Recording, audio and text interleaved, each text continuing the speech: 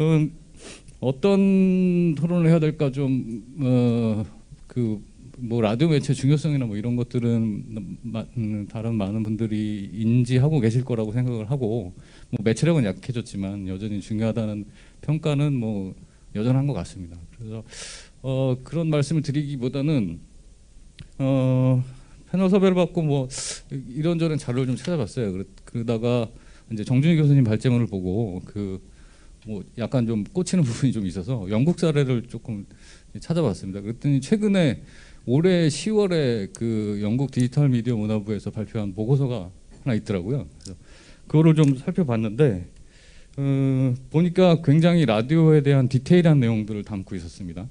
그러니까 한 6장 정도로 구성되어 있었는데 거기에 보면은 뭐 그러니까 청취자 조사는 물론이고, 그러면 가정에서 사용되는 라디오에 대한 미래, 그리고 자동차에서 사용되는 라디오의 미래, 뭐 디지털 라디오 플랫폼, 그다음에 음성화 활성화, 디지털 라디오 커버리지, 뭐 이런 것들이 챕터별로 이렇게 있었는데 그리고 그 외에 이제 같이 링크된 보고서들이 굉장히 많았습니다. 그러니까 거기 보면 대부분 이제 라디오만 한 게 아니라 그 박성재 의원 말씀하신 것처럼 라디오 앤 오디오 이렇게 해서 오디오 콘텐츠 이렇게 해서 제목들이 그렇게 나와 있는 보고서들이 정말 우리나라랑 달리 굉장히 많이 있더라고요. 그래서 연구가 참 많이 됐구나 그런 생각을 좀 해봤고, 그리고 거기서도 역시 그 챕터 2에 보니까 영국 라디오하고 오디오의 가치에 대해서 굉장히 중요하게 생각하고 있는 것 같았습니다.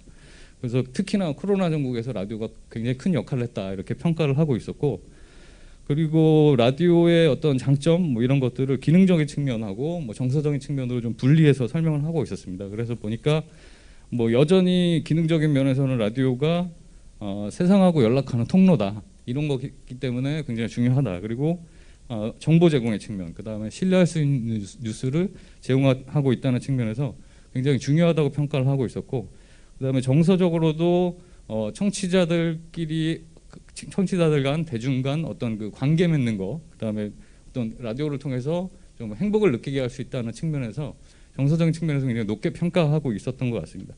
그렇지만 이제 그 보고서에서도 우려하는 게 영국에서도 젊은 세대들이 라디오를 듣는 시간이나 평균 청취량 이런 것들을 조금 줄어들고 있는 추세인 것 같았어요. 그래서 그 부분에 대해서는 좀 우려를 하고 있더라고요. 그러면서 거기에서 그 보고서에서 쓰는 말이 뭐냐면, 청취자들이 일찍부터 이제 좀 어렸을 때부터 라디오를 듣는 습관을 개발하는 것이 굉장히 중요하다 이렇게 평가를 하고 있더라고요. 그래서 영국에서 라디오 업계에서는 그런 노력이 필요한데, 이제 이런 노력의 일환으로 소개하고 있는 것들이 이제 디지털 전용 서비스를 얘기하고 있었습니다. 그래서 뭐 글로벌 플레이어라든가 이제 BBC 같은 경우는 BBC 사운드 뭐 이런 것들을 얘기하면서 젊은 세대들한테 맞게 좀 이렇게 전략적인 생각을 해야 된다고 하고 있었고, 그 다음에 뭐 그 다양한 얘기들이 있었습니다. 그리고 뭐 소수민족이나 뭐 이런 지역 청중을 위해서 라디오가 또 역할을 할 수 있는 부분이 있고, 그리고 뭐 다양한 뭐 세금 감면 뭐 이런 정책적인 지원도 있었고 뭐 이런 얘기들을 하고 있었습니다. 그래서 결론적으로 그쪽에서 이제 라디오 진흥을 위해서 제시하고 있는 것들이 이제 규제를 거기도 영국에서도 라디오가 규제가 좀 센 편인 것 같다라는 생각이 좀 들었는데, 규제 부담을 감수해야 된다고 얘기를 하고 있었고, 그 다음에 새로운 어떤 라디오에 대한 인센티브를 좀 확대를 해야 된다. 예를 들면 커뮤니티 라디오 기금이나 라디오에서 하는 지역 뉴스 기금 뭐 이런 것들을 좀 만들어야 된다 이런 얘기를 하고 있었고, 그 다음에 아까 그 정준희 교수님께서 잠깐 말씀하신 그 오디오 콘텐츠 기금 ACF라는 건데요. 이거를 통해서 이제 거기는 이제 독립 오디오 제작사들이 이제 많이 있었던 모양이에요. 그래서 거기서 이제 그 오디오 콘텐츠를 제작하게 되는데, 그 콘텐츠를 제작하는 그 제작사들한테 어떤 지원 그러니까 결국은 기금을 통해서 이제 지원을 해야 된다. 뭐 이런 말을 하고 있었습니다. 그리고 마지막 장에 이제 보니까 권고 사항으로 보면 정부에서 라디오에 대한 규제 완화, 이거는 이제 계속 이제 빨리 해서 입법을 빨리 해야 된다 이런 취지로 얘기를 하고 있었습니다. 그래서 규제 완화는 보면 거기서 이제 그 라이센스 규제를 좀 완화해주고, 그다음에 어떤 그 내용적인 측면, 그러니까 자율성을 좀 제작 자율성을 보장하는 그런 측면으로 규제 완화를 해야 된다고 이제 그러면서 이 법안을 빨리 마련해야 된다고 이제 권고 사항으로 이렇게 제시하고 있었고, 또 하나는 라디오 광고에서 있어서의 어떤 이용 약관 이런 것도 역시 좀 단순화할 필요가 있다.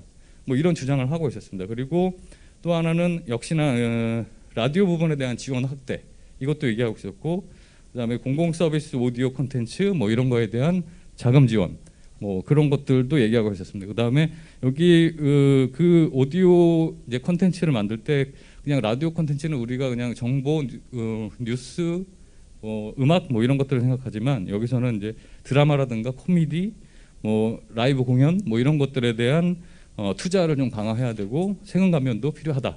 뭐 이렇게 이제 권고 사항을 이제 제시를 하고 있었습니다. 그리고 제가 좀 주목해서 봤던 거는 그 아까 정준희 박사님이 슬라이드가 그냥 넘어가시는 바람에 자세하게 아마 설명을 안 하신 것 같은데 그 오디오 콘텐츠 기금이라는 거에 제가 조금 주목이 되더라고요. 이게 이 기금이 어떤 것일까를 이제 좀 찾아보고 싶었는데 그렇게 많이 찾지는 못했습니다. 근데 ACF라는 게 그 오디오 콘텐츠 기금이라는 게 저는 그냥 그 기금의 이름인가 보다 뭐 이렇게 생각하고 있었는데 우리나라의 그 방송통신 발전